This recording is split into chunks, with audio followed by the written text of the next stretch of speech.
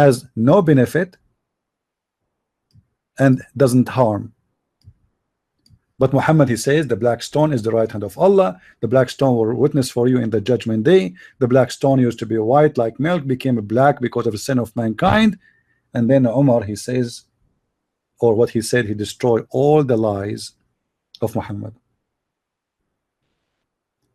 So obviously Muhammad is a very, very pagan. Now we go back to the 10 commandments again. We are still in the first one.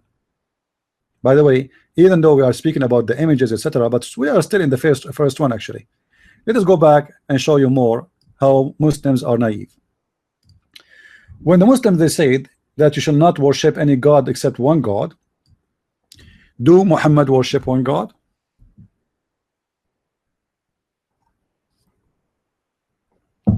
Guys, anyone of you heard of the Shahada? Anyone knows what the Shahada is? The Shahada is you. First of all, what is the purpose of the Shahada?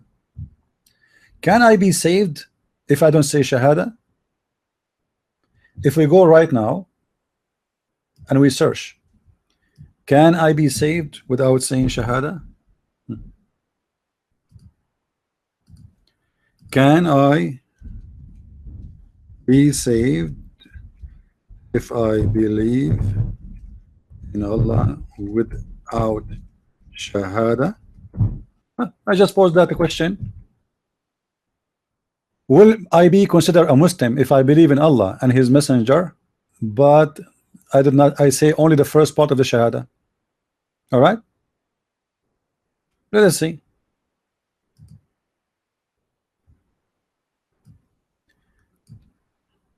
Read with me.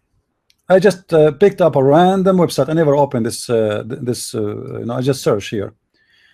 I have been living a life of an atheist, long and difficult, etc., etc., etc., or etc., etc. Okay, I can read. Now, the question is, can I be a Muslim if I say only I believe in Allah? The first part of the Shahada is I bear witness, not bear, sorry, I bear witness that there is no God but Allah.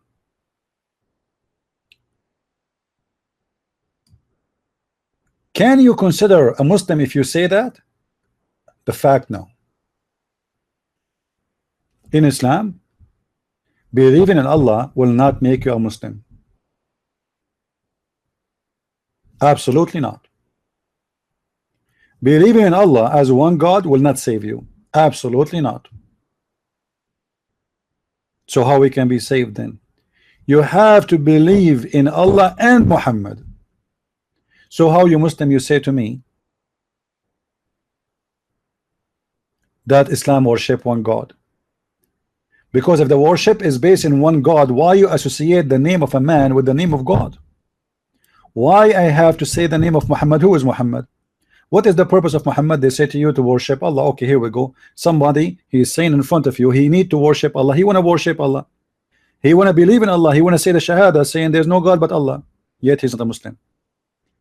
He have to say the second part of the Shahada is to believe that Muhammad is the messenger of Allah.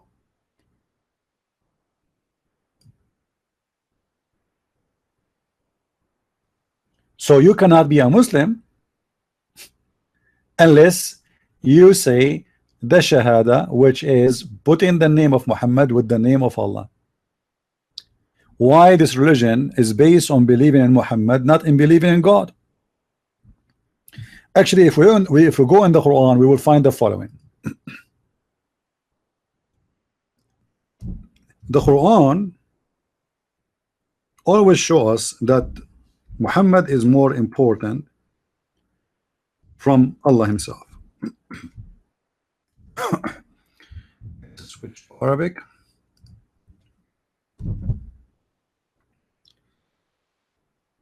You will see right away that this religion is based on one person. His name is Muhammad, and Allah is not exist. Chapter 3, verse number 32. Say, obey Allah and the messenger. And if you don't, you are a kafir. So who is the kafir? The kafir is someone who don't believe Not only not don't believe. Let us say you believe. Let us say you believe in Allah. Let us say you say Shahada, you say Allah is God, but you don't say the second part that Muhammad is a prophet. You are not a Muslim. Let us say you obey Allah and you say Shahada, but you don't obey Muhammad. You are not a Muslim. As simple as that. You have to be obedience to Muhammad, and who care about obedience to Allah? Look, say obey Allah and his messenger. Hold on, why I need to obey the messenger? The messenger is as a man, he himself, he commits sin. The Quran says I forget to thee, I may forget to thee your past and your coming sin.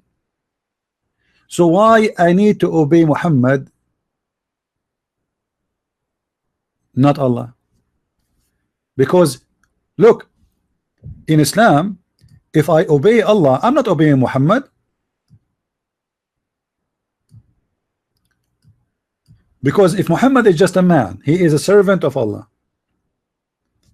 and I am obeying Allah,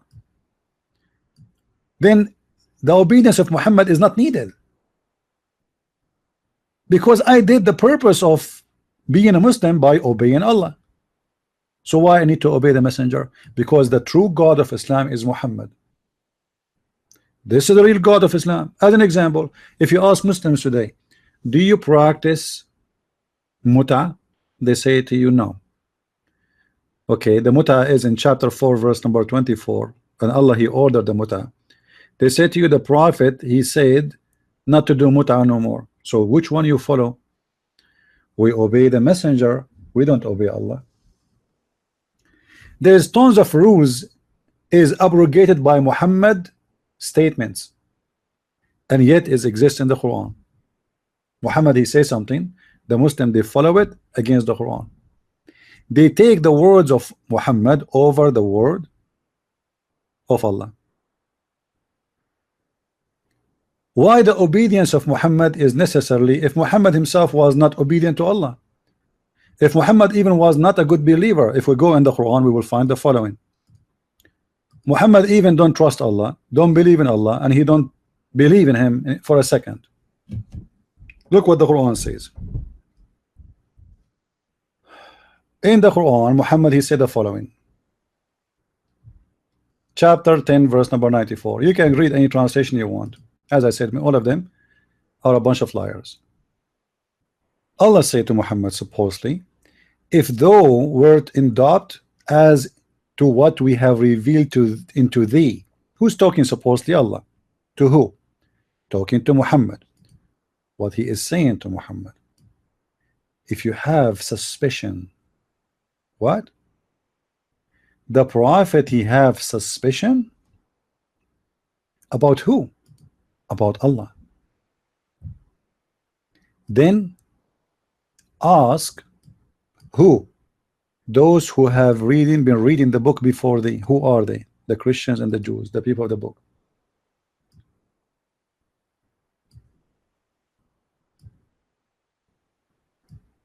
When Muhammad, he received this from his God, supposedly stating that he is having a doubt about his belief, what was really the purpose of this? I mean, what is the purpose of Muhammad saying that if you don't believe that you are receiving the true revelation from the true God, go and ask the Christians and the Jews? At that moment, Muhammad, the hypocrite, he was trying to get close to the Jews, and he want to tell them, I've been asked by Allah to seek your permission, to seek your approval. Allah, he loved the Jews. He don't hate the Jews. See, look what Allah, he says to me. If you have any doubt about you being a prophet, go and ask the Jews. So the Jews now, they will feel better, because here we go, the Quran saying that in order for Muhammad to be a prophet, he need our approval. That's amazing. Muhammad is not against us. So the smart Muhammad, he made this verse for that purpose, but today it's working against him. Why? Because he showed us that either he was a liar, he don't have a doubt about himself being a prophet, or really he have a doubt about being a prophet, and that will make him get busted again. Because how a prophet of God, he have a doubt about him being a prophet? And after all those verses and all those chapters that he received, and now he have a doubt about being prophets. So who is the one was squeezing him in the cave, and who is the angel was talking to him, and all those verses and revelation and etc. And now you have a doubt?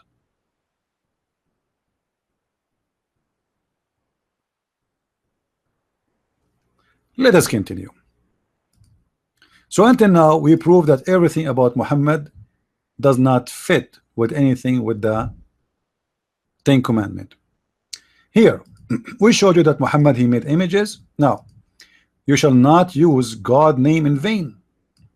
Did Muhammad use God names in vain? Absolutely. Let me show you. A Muslim is allowed to lie and take false oath in vain.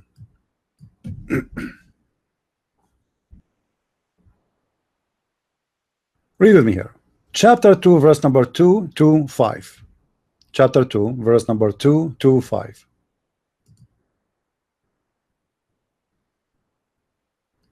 I'm not the one translating, remember. I'm just showing you Muslims what is written in your book. Allah will not take you accountable for the false oath you give. What? Allah will not call you to the account of the totalness in your oath.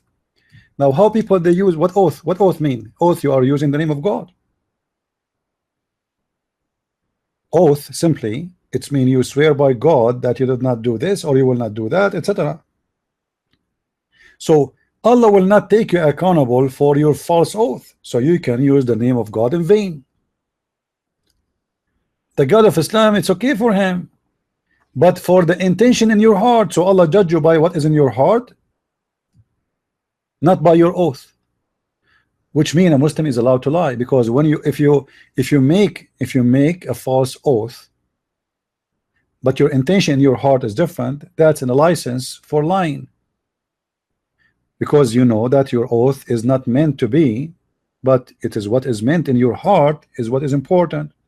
So you can take all kind of false oath, as many as you want, and Allah will not take you accountable for those false oaths. So obviously the God of Islam, he don't teach the Ten Commandments, because he is teaching you that you can take and do false oath, and we can show you many verses like those, and the same as in chapter 5 verse number 89, etc. You know, you can take a false oath and Allah don't have a problem with it. I mean, what the problem? You see it? In Islam it's okay to lie, and Muhammad even he says a Muslim he can lie in 3 cases to his family, to his friends, to his enemy. Who's left? And that including you can take an oath. You can swear to your wife that you will never do this. Actually Muhammad himself, he practiced this. Muhammad, he took an oath, and this is why Muhammad, he made this chapter, by the way, I mean about the false oath, because if you go to the chapter of At-Tahrim verse number 1, Muhammad, he made an oath to his wives that he will not sleep with his slaves in their beds again.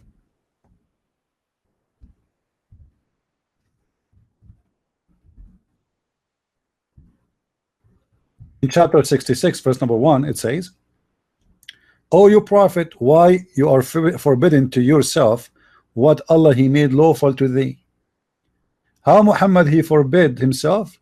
By making a false oath.